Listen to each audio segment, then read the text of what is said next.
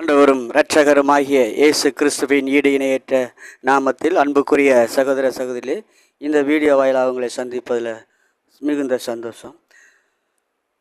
அப்போஸ்தலர் நடபடி புஸ்தகம் 9வது அதிகாரம் 5வது வசனத்திலிருந்து வாசிக்கிறேன். அவன் தரையிலே விழுந்தான். அப்பொழுது, சவுலே, சவுலே, நீ ஏன் என்னை துன்பப்படுத்துகிறாய் என்று தன்னுடன் சொல்லுகிற ஒரு சத்தத்தை கேட்டான். அதற்கு, ஆண்டவரே, நீர் யார் என்றான். அதற்கு கர்த்தர், நீ துன்பப்படுத்துகிற இயேசு நானே. முள்ளில் உதைக்கிறது உனக்கு கடினமாம் என்றான். அவன் நடுங்கி திகைத்து, ஆண்டவரே, நான் என்ன செய்ய சித்தமாயிருக்கிறீர் என்றான். அதற்கு கர்த்தர், நீ போ, எழுந்து போ, பட்டணத்துக்குள் நீ செய்ய வேண்டியதை அங்கு உனக்கு சொல்லப்படும் என்றான். அவனோடு கூட பிரயாணம் பண்ணின மனுஷர்கள் சத்தத்தை கேட்டும் ஒருவரையும் காணாமல் பிரமித்து நின்றார்கள்.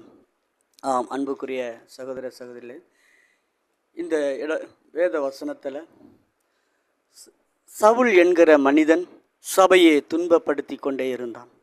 சபையை உடைத்து சிதற பண்ணுகிறது, அவர்களை சிறைச்சாலையில் போடுகிறது, இப்படிமாக இருந்து கொண்டிருந்தான்.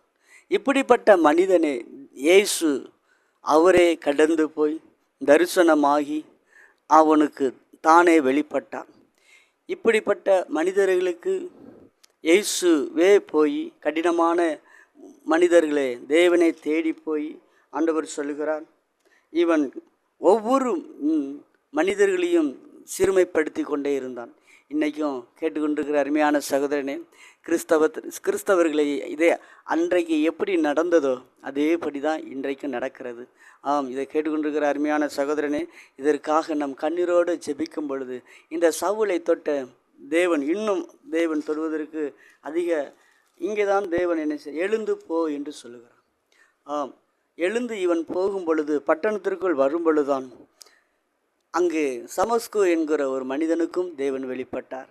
அங்கே போய் அவனுக்கு ஞானஸ்நானம் கொடுக்க சொல்கிறார். இதை கேட்டுக்கொண்டிருக்கிற அருமையான சகோதரனே, ஆண்டவர் ஒவ்வொரு மனிதனை தொட்டு திருப்பாவிட்டால் ஒரு மனிதனும் திரும்ப முடியாது.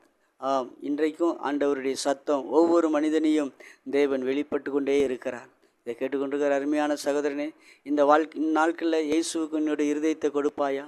இயேசு இவனுடைய வாழ்க்கையில் வெளிப்பட்டார், உன்னுடைய வாழ்க்கையிலையும் வெளிப்படுவார். இயேசு தாமே உன்னை ஆசீர்வதிப்பாரா. God bless you.